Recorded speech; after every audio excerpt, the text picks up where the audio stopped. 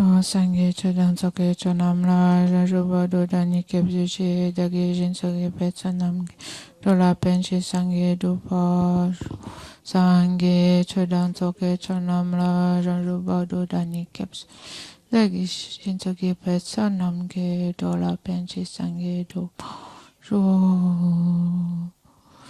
Jusqu'à l'éveil, je prends refuge dans le Bouddha, le Dharma et la communauté suprême, la Sangha.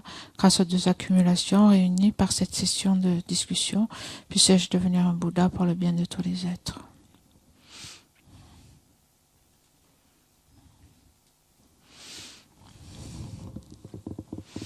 Donc, on va essayer de s'y retrouver sur cet enseignement depuis hier sur la patience. Hein. Ça m'étonnerait qu'on puisse tout faire, mais bon, on va essayer. Donc,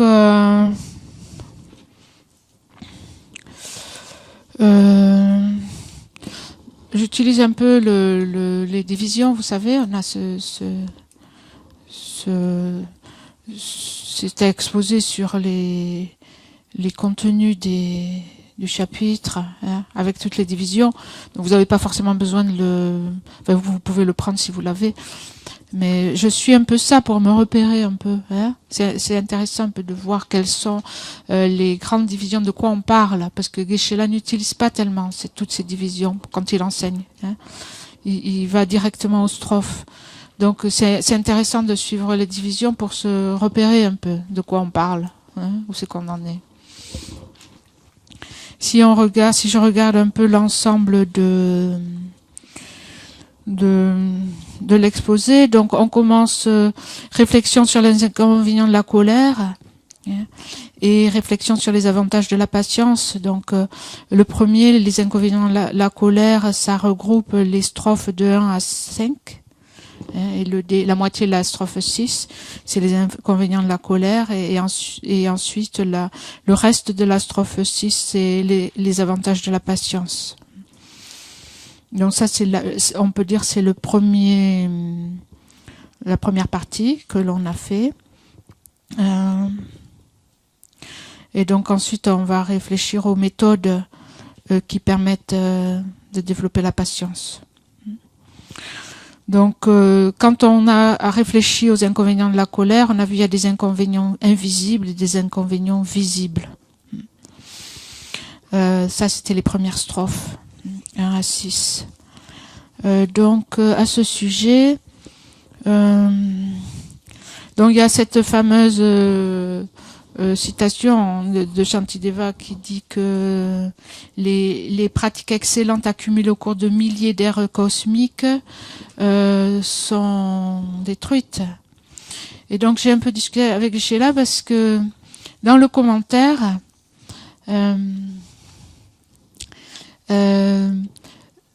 les pratiques excellentes, j'en suis à la page 143 du commentaire tout à fait en haut, les pratiques excellentes issues de la méditation et de l'éthique morale accumulées au cours de centaines de milliers d'ères cosmiques. Et donc j'ai interrogé Geshe-la à ce sujet-là, et Geshe-la est pas d'accord sur la traduction de centaines de milliers en fait, parce que centaines de milliers ça veut dire plusieurs fois 100 000. Hein. Et en fait Geshe-la dit que dans le texte il y a écrit 100 et 1000, 100, 1000, etc. Ce qui veut dire, donc d'après Geshe-la, que dans différents textes, il est dit différentes choses. Quelquefois on dit 100, quelquefois on dit 1000. Donc ça, ce sujet-là, c'est un sujet qui est très débattu dans différents contextes. La colère, les inconvénients de la colère, ça détruit les mérites. Combien de mérites ça détruit, hein. Donc il y a des discussions à ce sujet en citant différents textes. Donc ce que Geshe-la dit, c'est que donc il n'est pas d'accord. Aussi un peu plus loin, quelques lignes dans ce paragraphe, hein, il y a au cours de centaines de milliers d'ères cosmiques. Donc il dit dans le tibétain c'est 100 et 1000. Donc l'interprétation qu'a donnée Geshe-la, lorsqu'il a parlé de ce sujet-là, il a dit on dit 100, quelquefois on dit 100, quelquefois on dit 1000. Hein. Et donc, son interprétation, 100 ou 1000, 100, 1000, etc. Hein. la façon dont c'est écrit en tibétain, il dit que c'est pas 100 000, hein, 100, 1000, etc. Voilà. Pas 100 000. Voilà. Donc, l'interprétation qu'a donnée Geshe-la, il a dit, si on dit 100 ou 1000, on peut penser que 1000, c'est la colère envers un Bouddha, et 100, c'est la colère envers un Bodhisattva. D'autant plus que dans l'entrée au milieu, alors là aussi, je sais pas, dans l'entrée au milieu, Chandrakirti parle de 100 éons qui sont détruits. Hein. Donc, c'est peut-être aussi à revoir un peu plus bas, quand il dit, tu vois, l'entrée au milieu explique cela de cette façon. Oui, je crois que c'est... oui, c'est bon. Ouais. Tandis que... Oui, voilà, c'est ça. Donc, le fait que dans l'entrée au milieu, dans un texte sur la voie du milieu, sur la vacuité de Chandrakirti, il parle de ça. Il dit ça détruit 100 éons. Donc, la conclusion de Geshe-la, mais ça, il dit, ça c'est son interprétation en lui, c'est que 1000 éons, ça peut s'appliquer à la colère envers un Bouddha. Que 100 éons envers un Bodhisattva. Donc on a parlé de ça en disant que de toute façon, comme on ne sait pas qui est qui, on ne sait pas qui est un Bodhisattva ou pas. Parce qu'on pourrait se dire, oh ben ça va, c'est pour les Bodhisattvas, il n'y en a pas beaucoup. Mais en fait, on ne sait pas qui est un Bodhisattva. Hein. N'importe qui peut être un Bodhisattva. Donc, tant qu'on n'a pas la clairvoyance, hein, il faut faire attention. Donc ensuite les avantages de la patience à la strophe 6 et ensuite donc les grandes divisions c'est contempler les méthodes qui permettent la patience et donc comment on va faire, on va arrêter les causes de la colère hein, pour pratiquer la patience, arrêter les causes de la colère. Donc ça se trouve ça commence avec la strophe 7, qui est la page 145 du commentaire. Et alors juste en regardant les divisions, ce qui est intéressant, c'est de voir quand même que arrêter les causes de la colère,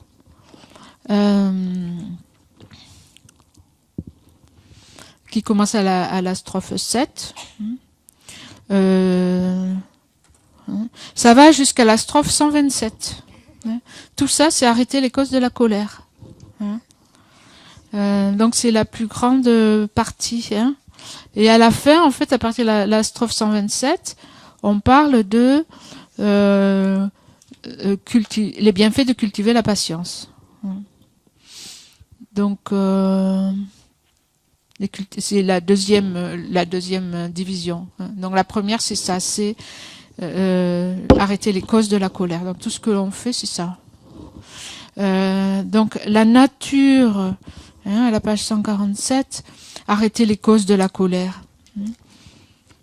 Ça va commencer avec la strophe 7. Arrêter les causes de la colère.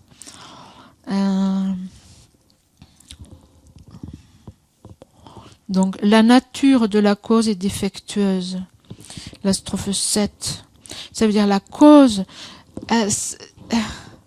la nature de sa cause possède des défauts, c'est pas très clair.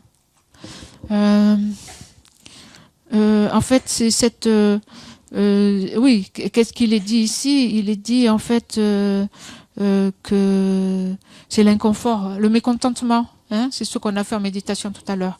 La cause de la colère, c'est le mécontentement, la frustration. Hein, parce qu'il y a des choses qui nous échappent. Soit des choses, on rencontre des choses qui sont désagréables, qu'on n'aime pas, soit des choses qu'on voudrait qui nous échappent. Il y a des obstacles. Et donc, on est mécontent, on est frustré, et c'est de là que vient de la colère. Entre parenthèses, il est dit que la colère, ça vient de quoi? Ça vient de l'attachement. Hein, parce qu'en fait, on est attaché à ce que les choses, on voudrait que les choses soient d'une certaine façon, hein, et pas d'une autre, et c'est à partir de là qu'on est mécontent et qu'on produit la colère. C'est pas dit ici, mais en général, c'est ce qu'on dit. Hein, et ça se regroupe ici, on le voit là. Hein. Et donc, moi, ce que je comprends quand on dit la nature de sa cause possède des défauts, c'est qu'il y a quelque chose qui ne va pas avec ce mécontentement. Hein. C'est ce mécontentement lui-même qui est défectueux, qui pose un problème. Hein. Il y a quelque chose... Moi, c'est ce que je comprends. Parce que le titre hein, de cette division pour cette strophe 7, elle possède des défauts, elle est défectueuse, ça veut dire qu'il y a un problème avec la cause elle-même, ce mécontentement. Et donc, ensuite,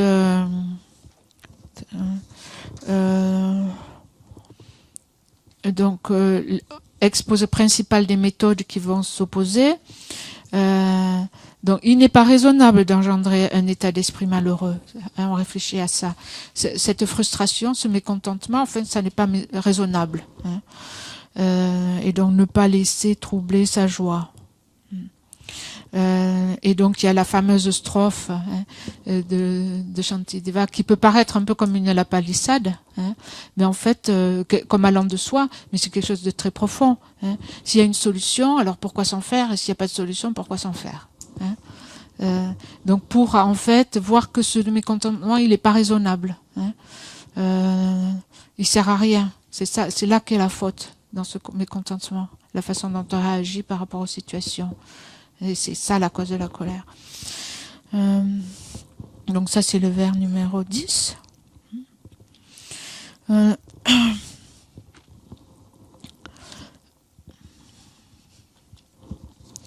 Alors ensuite...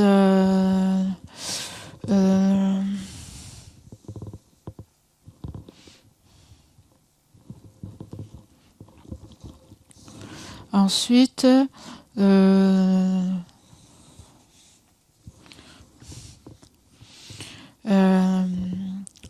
après, donc on passe à partir de la strophe 12 à 87, hein, c'est arrêter la colère. Alors, arrêter la colère, donc là il y a plusieurs divisions, ceux qui m'offensent, ceux qui offensent mes amis, ceux qui offensent mes ennemis. Mais le principal, c'est arrêter la colère envers ceux qui m'offensent. À partir de la page 147. À partir de la strophe, donc... la strophe 11 ou 12, hein, la strophe 12, à partir de la strophe 12. Et là, c'est intéressant parce que arrêter la colère envers ceux qui m'offensent, donc, on dit il faut être patient envers la souffrance. Et être patient avec la souffrance, et là, il y a une division en 3. Hein, et en fait, normalement, quand on parle de les divisions de la patience, vous avez déjà entendu combien il y a de patience il y a hein? Il y en a 3, les 3 types de souffrance. Quand on parle dans le Lamrim, partout, on parle des 3 types de patience. Hein? Les 3 types de patience. C'est quoi les 3 types de patience? Vis-à-vis de la souffrance.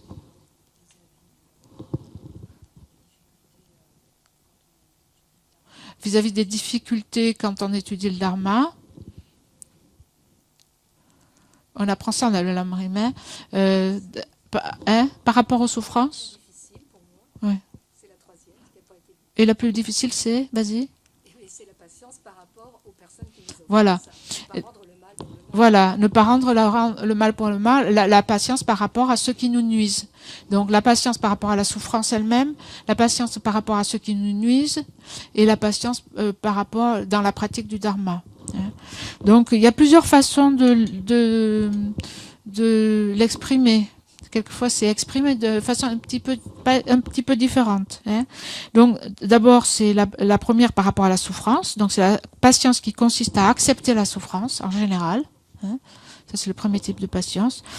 Ensuite, il y a la patience qui reste indifférent au mal infligé par autrui, hein, qui consiste en fait à ne pas se venger, à ne pas répondre à la colère par la colère, à ne pas penser à nuire à quelqu'un qui nous a nui. Donc, la patience par rapport à ça. Hein, c'est le deuxième. Et la troisième, donc il y a différentes façons de l'exprimer. Hein. Par exemple, bon, là j'ai pris des notes de ce que j'ai trouvé dans le Lamrim. Hein. La patience qui aspire à la certitude du Dharma. Quelquefois on dit la patience qui endure les souffrances dans la pratique du Dharma. C'est pas toujours très clair En général, c'est ça, les souffrances par rapport au dharma. Hein, c'est ça, hein. Il y a toute une énumération dans le Lamrim des différents sujets sur lesquels on peut exercer sa Donc il y a une, ouais, il faudrait prendre le micro si tu parles. Hein. Donc il y a toute une énumération dans le Lamrim par rapport au sujet du dharma, c'est ça, aux différents des sujets d'études par rapport auxquels on devrait développer la patience. Hein. Donc ici, on retrouve ces trois, ici dans cette, à partir donc la strophe 12, hein, donc dans l'économie du texte, c'est à la page 21, être patient envers l'occurrence des souffrances. Donc 1, cultiver la patience qui accepte délibérément les souffrances. Hein. 2, c'est un peu plus, presque en bas, après les 2 tiers de la page.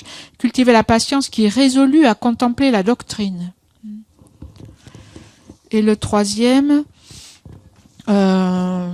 c'est au milieu de la page 22, cultiver la patience qui est indifférente à l'hostilité. Hein, voilà, donc on a les 3 types de patience. Donc d'abord, c'est accepter délibérément les souffrances. À partir de la page, la strophe numéro 12,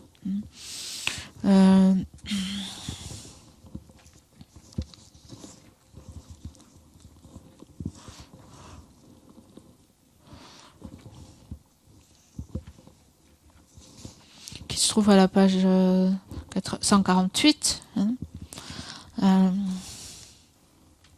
Donc les causes du bonheur surgissent de temps en temps, les causes de souffrance sont extrêmement nombreuses. Hein.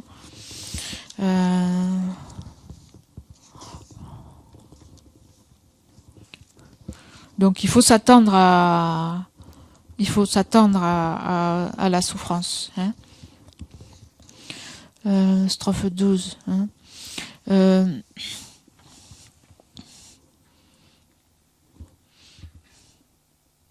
Donc c'est la nature du samsara. Hein. Dans le samsara, il y a le bonheur, il y a la souffrance. Donc il faut s'attendre à avoir...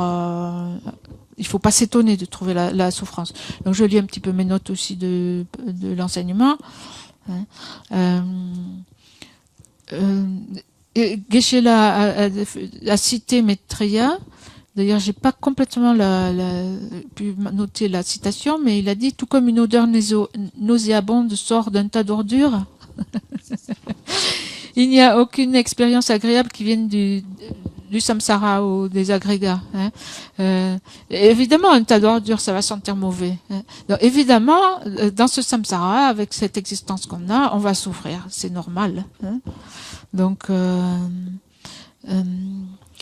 il faut pas s'étonner. Hein. Au lieu de penser, oh, mais je fais rien de mal, et pourquoi ça me tombe dessus, hein, et de s'étonner, il faudrait s'y attendre. D'ailleurs, les lamas disent ça, il faudrait s'attendre, en fait, à ce qu'il y ait toujours des conditions qui vont s'opposer à nos désirs et qui vont être de la nature de la souffrance.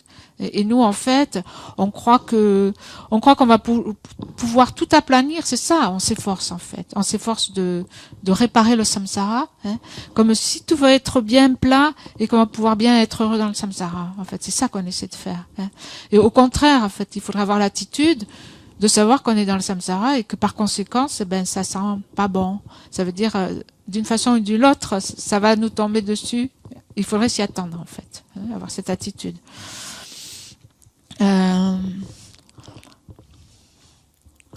Donc,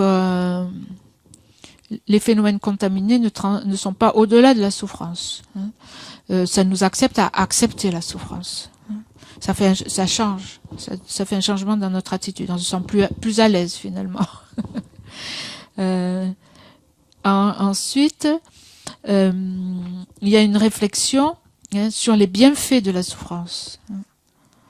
Et là, il est dit, c'est à la strophe 12, sans souffrance, point de renoncement. Donc, sois constant, mon esprit. Donc, c'est utile de s'habituer à la souffrance. Et donc, ça n'est pas juste pour prendre sur soi ou pour apprendre à encaisser, mais c'est avec une réflexion particulière. En sachant que donc on a créé du karma négatif et qu'on fait cette expérience et que on fait l'expérience du résultat et par l'expérience de souffrance, on peut purifier cette cause Hein. Donc c'est une bonne chose. Hein. Et aussi dans cette perspective de pouvoir se libérer du samsara. Donc sans souffrance, point de renoncement. Et donc quand tu rencontres la souffrance, ne sois pas ébranlé, reste stable. Hein, que l'esprit reste stable et pas on se met dans tous nos états, on perd tous nos moyens pour pratiquer, etc. Donc c'est bien d'avoir du courage et de s'habituer. Hein, de s'habituer progressivement hein, et à ne plus être aussi sensible à des petites choses qui nous dérangent, qui nous irritent, etc. Hein, pour progressivement être capable de prendre sur soi de plus en plus de souffrance. Hein, et donc accepter la souffrance. Le micro. Hein. Ouais. Il y a un autre micro, il y a le micro. Ouais. Mais ça tu peux le prendre, mais sinon l'autre il faudra qu'il circule. Ouais. Vas-y. Ça veut dire que ça marche. Ouais. Ça veut dire que les expériences agréables sont aussi souffrances. Non, il marche pas celui-là. Tiens, prends l'autre. Ah oui, voilà, là il marche. Ouais. Ça veut dire que les expériences agréables pour le samsara sont aussi souffrances, donc il faut les interpréter en tant que telles. Une expérience qui est très agréable reste dans le samsara, donc ça peut être une expérience agréable momentanée, mais c'est pas du vrai bonheur, donc il faut l'interpréter comme souffrance aussi. Ben, il ne faut pas s'y attacher. C'est-à-dire, c'est une expérience qui est de la nature de la souffrance, mais la sensation est agréable. Hein. Donc le problème, c'est de ne pas s'y attacher hein, et de voir que c'est pas du vrai bonheur. Donc ça ne veut pas dire qu'on peut pas jouir de ce qui est agréable, mais il ne faut pas s'y accrocher. Là, le problème, c'est l'attachement en fait par rapport à ça. Hein.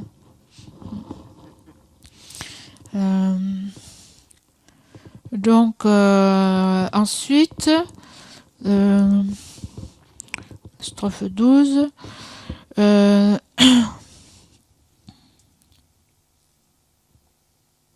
Et donc ensuite on réfléchit sur le fait que en s'habituant, ça ne sera pas difficile à faire. Hein, à appliquer le fait de s'habituer à la souffrance.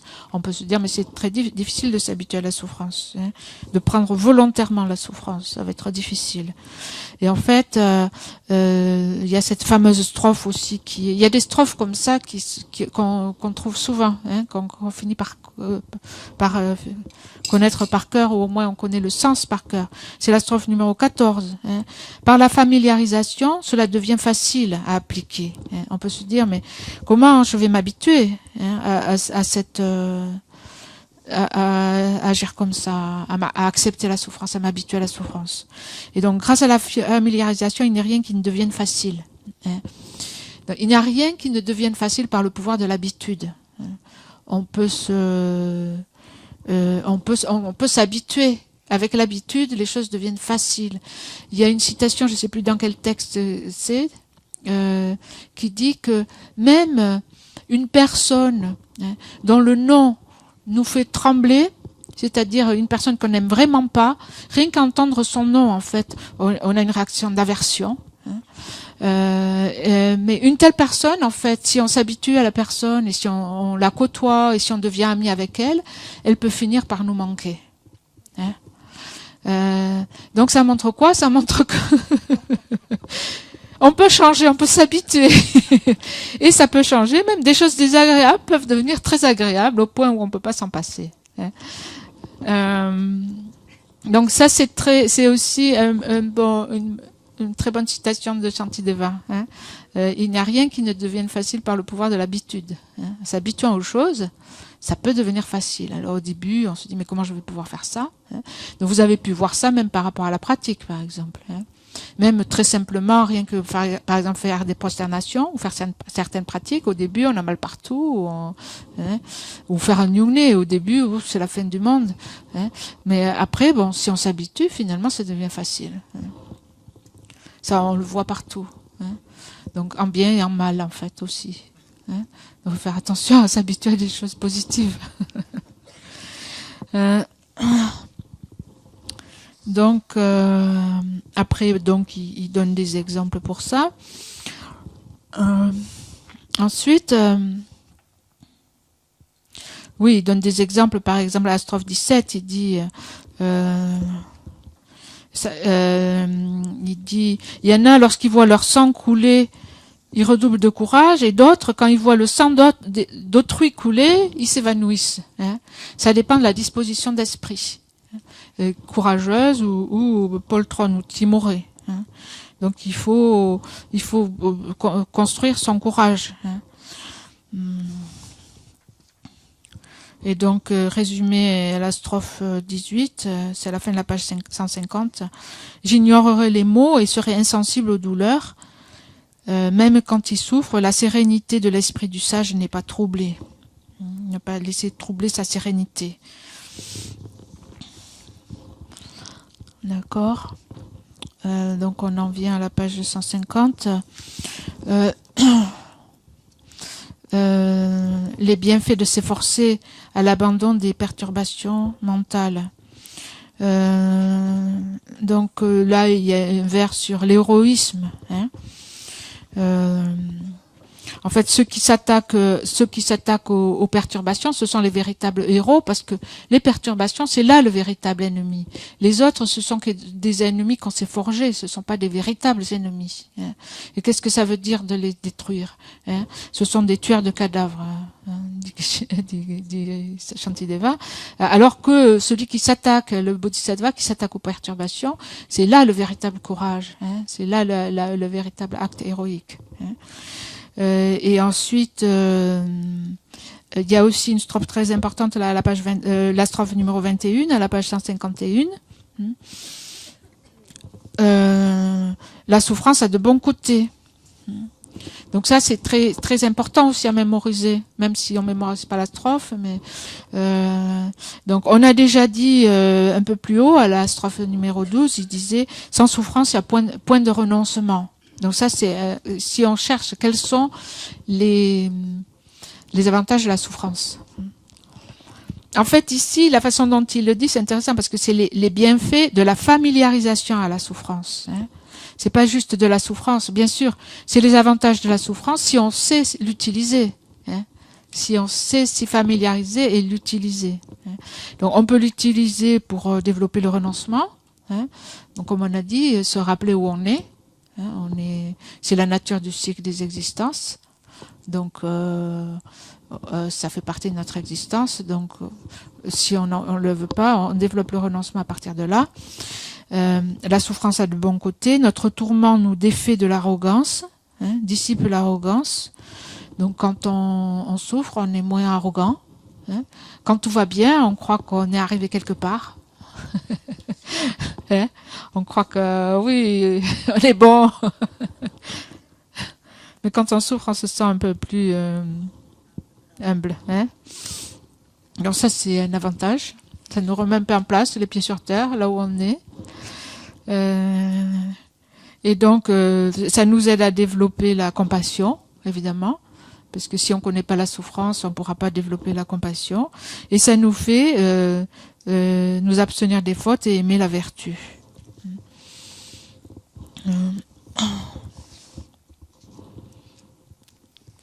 Donc, dissipe l'arrogance, fait poindre la compassion et nous fait être plus attentifs au karma. Hein. Ça, c'est les bienfaits de la souffrance. Donc, ensuite, donc à la strophe numéro 22, qui se trouve à la page 152.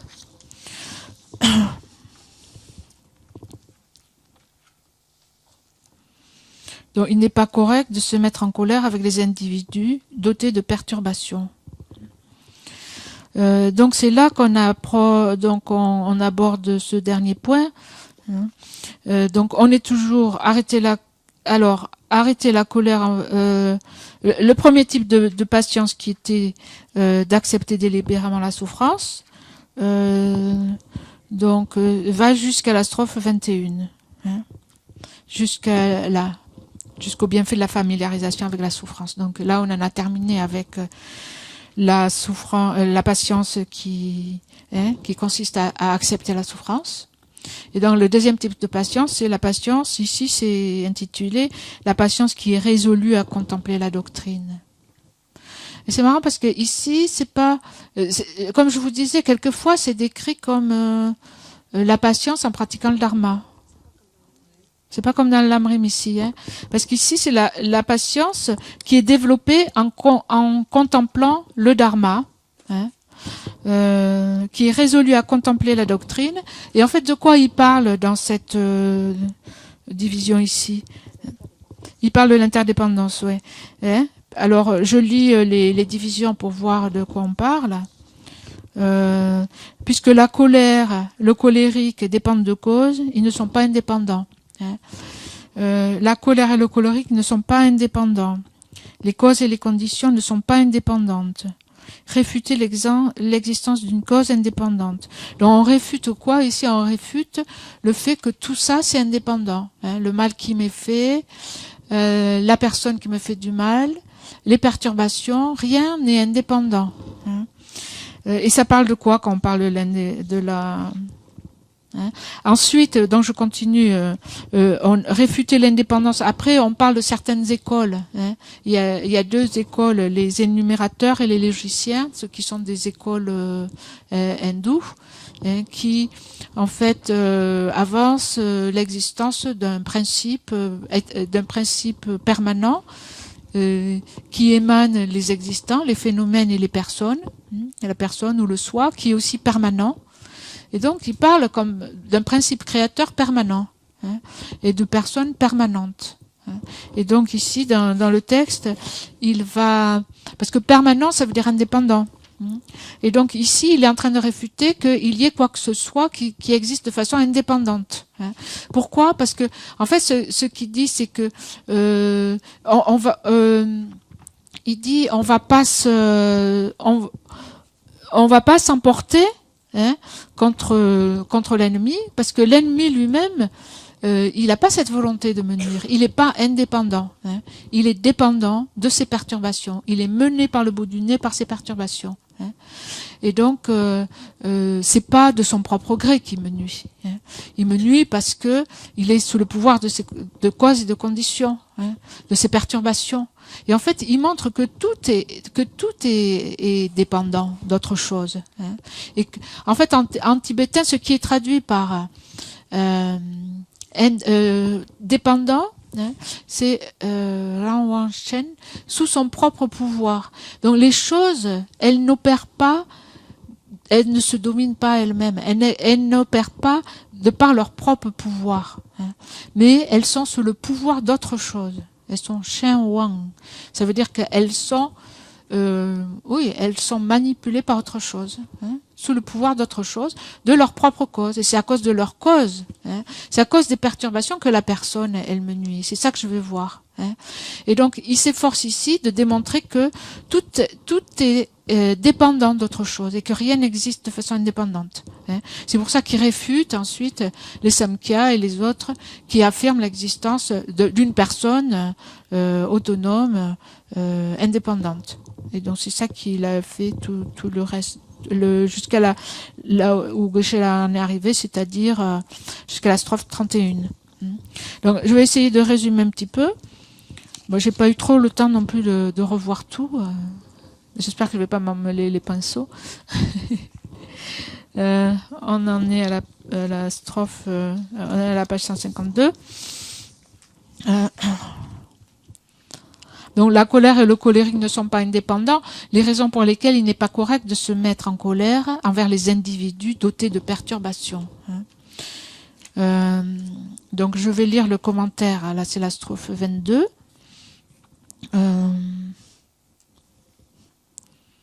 Donc il y a quelqu'un qui dit « Il est approprié de se mettre en colère envers mon adversaire parce qu'il me nuit. » Donc ça c'est le dernier paragraphe à la page 152.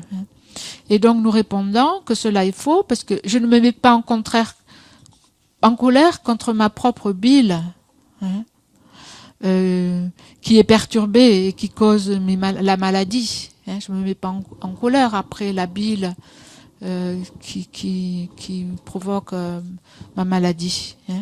Et pourquoi m'emporterais-je contre les individus, contre des êtres? Donc, je ne me mets pas en colère contre la bile et autres, parce qu'elles surviennent à cause de conditions et non pas de leur propre volonté. Je ne vais pas me mettre en colère après la bile hein, pour avoir une hépatite, par exemple. Hein.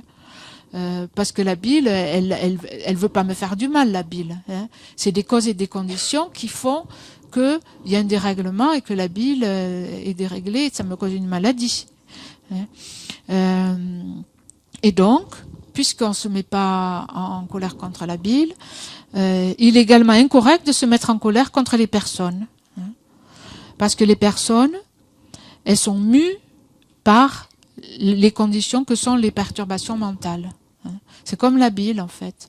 Elles sont complètement contrôlées par autre chose, par des conditions qui font qu'elles se mettent en colère. Hein, et pas de façon délibérée, hein, en disant oui, je veux me mettre en colère exprès, volontairement. Hein. La colère, elle prend le dessus, hein, sur la personne. Ce n'est pas leur propre volonté de se mettre en colère. Hein.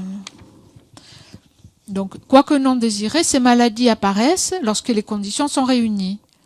De même, sans être voulu par telle personne, hein, l'aversion apparaît et les perturbations s'imposent. On ne se met en colère. Si l'on se met en colère, alors il serait correct de se mettre en colère contre les perturbations, mais non contre la personne. Hein. Donc, les êtres sont mus par les conditions. Hein. Et donc, à la strophe 24, un peu plus loin, hein, parce qu'on pourrait dire, oui, d'accord, ils sont mis par les conditions, mais on peut pas comparer la bile et la personne. Hein. On peut pas comparer parce que la personne, elle veut me nuire. Hein. Mais à la strophe 24, en fait, ce qu'il dit, sans penser je vais me mettre en colère, les individus se mettent en colère contre leur gré. Sans penser je vais me produire, la colère se produit. On ne pense pas à s'emporter. Hein. Cela vient du fait que les conditions alimentent une empreinte karmique. On n'a pas la pensée délibérée. Ah, maintenant je vais me mettre en colère. Hein. On n'a pas ça. On se met pas en colère parce qu'on décide de se mettre en colère. Hein. Vous êtes d'accord? On ne décide pas de se mettre en colère. La colère, elle nous prend. Elle nous prend. Hein. Donc donc il y a les causes et les conditions qui font comme ça. Hein. Et donc, Geshe a parlé, il a dit aussi, quelquefois, on voit des personnes qui volontairement, ils cherchent les autres à nuire. Hein. Il a utilisé le terme, c'est comme taquiner, mais méchamment, comme on dit.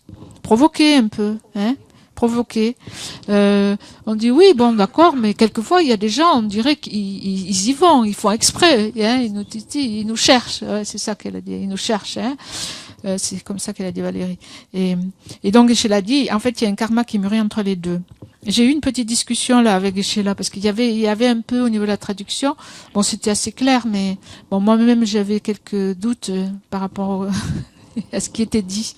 Et je sais que quelquefois j'ai eu des questions aussi de certains d'entre vous peut-être au sujet du karma. Parce que la façon dont Geshe l'a dit, quelquefois on pourrait, ou bon même autrement, on pourrait peut-être se méprendre, hein, parce que Geshe l'a dit, par exemple, si je fais du mal à quelqu'un, hein, je fais du mal à la personne, je crée un karma, parce que c'est ma propre action. Il y a le karma que moi je crée et le karma que l'autre personne crée. Et quelquefois, on pourrait se méprendre et penser que moi, par mon action, je crée le karma de l'autre personne. Hein, c'est pas possible. Hein. Le karma que l'autre a créé, c'est cette personne qui l'a créé, ce karma. Hein. C'est-à-dire que moi, si je fais du mal à quelqu'un, j'ai mon karma, et l'autre personne, si elle se met en colère, elle crée son karma négatif. Mais si elle développe la compassion envers moi, elle crée pas un karma négatif. Hein. Et parce qu'il y avait aussi cette, je sais pas, c'est toi qui m'avais posé la question. Par exemple, quand on purifie, hein, parce qu'il y a un karma qui lie les deux personnes. C'est-à-dire, moi, j'ai fait du mal à Enza, par exemple, dans une vie passée. Hein, et donc, j'ai créé un karma et elle, je sais pas quel karma elle a créé, mais bon, disons qu'elle n'était pas contente, elle a créé un karma. Moi, si je purifie mon karma, hein, tu m'avais posé la question. Il y a quand même encore, je sais pas si c'était toi, mais il y a encore le karma de l'autre personne par rapport à moi, hein, qu'elle a créé par rapport à moi, cette personne. Hein. Et donc j'ai dit à j'ai demandé à Geshe-la, parce que j'avais entendu la question, la personne, elle a encore le karma quelque part de me faire du mal parce que je lui ai fait du mal. Hein. Elle a voulu, elle m'en voulait ou quelque chose comme ça. Et donc Geshe-la a répondu en disant que oui, la personne, elle a toujours la cause, elle a toujours la graine, mais comme moi j'ai purifié mon karma envers elle, les conditions sont pas remplies. Hein. Ça veut dire que cette personne, elle n'a plus le karma de me faire du mal quelque part, hein, bien qu'elle ait toujours la graine. Hein.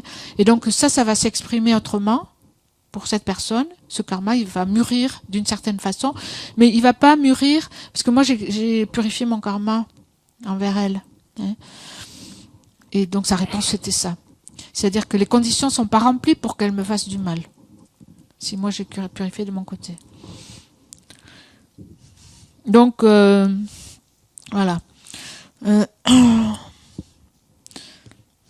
Donc là, oui, quelquefois, il y a des personnes qui volontaires cherchent, on a l'impression, elles nous cherchent, hein, mais dont la réponse, c'était qu'il y a un karma qui mûrit entre les deux. Hein. Donc c'est toujours, il n'y a pas de résultat sans cause. Hein. Donc, si on doit se mettre en colère, c'est envers les perturbations. Hein.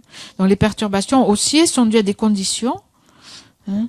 Toutes les erreurs viennent de conditions et non pas de leur propre pouvoir. Donc voilà, c'est la strophe 25. Toutes les offenses, toutes les variétés de fautes surviennent par la force de conditions et non par leur propre pouvoir. Donc,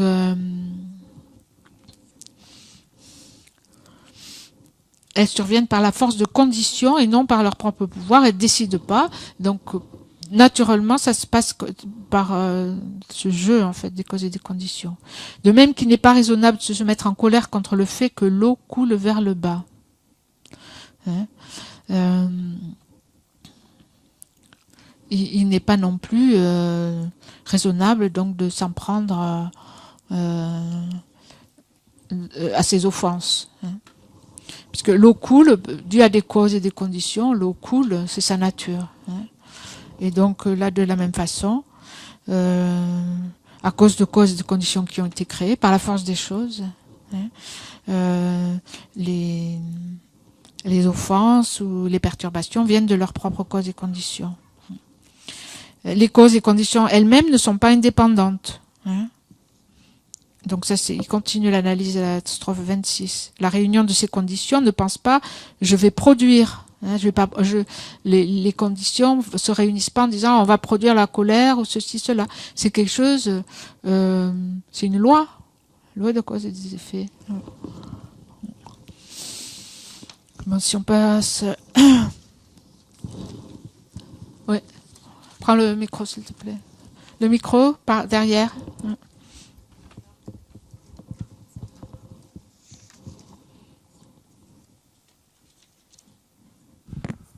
Comment ça se passe quand on feint la colère, par exemple, pour un enfant, pour le gronder, parce que il peut faire quelque chose de dangereux et on peut simuler la colère pour lui faire peur un peu. Est-ce qu'on crée du karma ou pas? Ben, le karma, oui. Le karma, oui, il y a du karma. Maintenant, le karma va dépendre surtout de la motivation. Hein, c'est ça.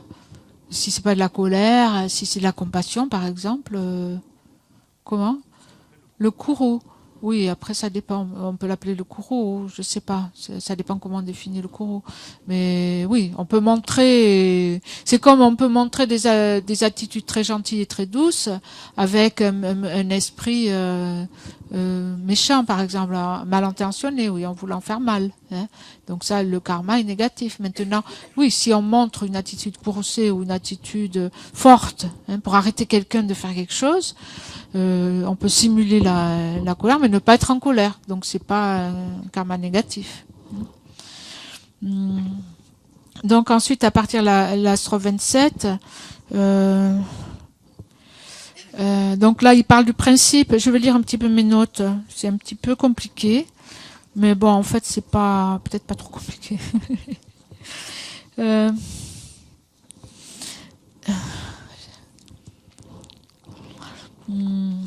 Donc, Geshe-la a expliqué que chez les Samkhya, il y a un principe créateur qui est permanent. Hein. Et donc, il y a aussi un soi ou une personne qui jouit de l'environnement. Et donc pour les bouddhistes, c'est impossible d'avoir un principe permanent qui crée. Donc il n'a pas employé le terme créer, mais il a dit qu'il déploie, qu'il manifeste. Donc un principe permanent qui manifeste quelque chose, c'est pas possible. Parce que ce qui est permanent, si ça a un résultat, ça manifeste un résultat, ça veut dire que c'est une cause. Et si c'est une cause, c'est impermanent. Donc dans ce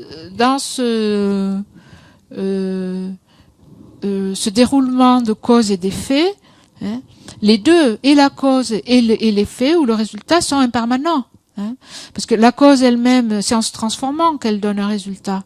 Donc une cause ne peut pas être permanente, un résultat non plus. Parce que le résultat, il devient lui-même la cause. Cause et résultat, en fait, c'est équivalent. Parce qu'une cause, c'est un résultat, c'est quelque chose qui vient... non, une cause, c'est le résultat de sa cause, et c'est elle-même la cause de son résultat. Parce que c'est toujours une... Oui, si tu regardes en philosophie d'Andorra, cause et résultat, c'est équivalent dans ce cause et effet. Parce que chacun est cause et effet en même temps. Effet de sa cause et cause de son effet. Donc pour les bouddhistes, c'est impensable d'avoir un principe permanent. C'est impensable d'avoir une personne permanente. Parce que même dans l'expérience que fait la personne, donc c'est ça qu'a développé Geshe-la ou Shantideva, le soi ne peut pas être permanent. S'il est permanent, il ne peut pas jouir d'un objet. Le soi, la personne, c'est celui qui utilise les objets de son environnement ou les objets des sens. Mais si la personne est permanente, elle peut pas utiliser, elle peut pas jouir des objets, parce que s'il est permanent, il ne peut jouir de l'objet. C'est-à-dire, il ne peut, s'il est permanent, ça veut dire indépendant. Il se tient tout seul. Il n'est affecté par rien. Il ne peut pas dépendre de causes extérieures. Donc, il ne peut pas avoir une expérience qui dépendrait d'un objet extérieur. Il ne peut pas être affecté par quelque chose d'extérieur. Il ne peut pas changer, parce que quand on est affecté, on change. Il y a un changement qui se produit. Donc, sans objet, pas de conscience visuelle. Donc, la personne ne peut pas faire une expérience, par exemple, jouir des formes en les voyant.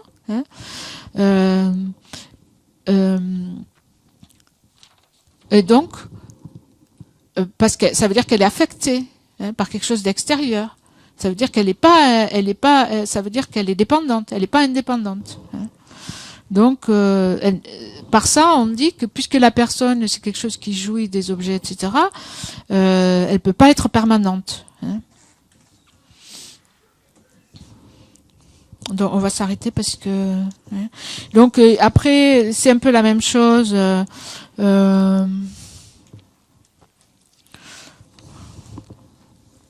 Avec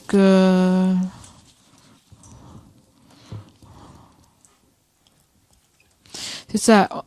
Après, donc il y a cette. Si on dit que la production l'affecte, quelle relation y a-t-il avec le soi? On parle de la relation, parce qu'ils disent il y a un soi qui est permanent, mais en fait il y a quelque chose il y a une transformation, il y a quelque chose qui l'affecte quand même dans l'expérience.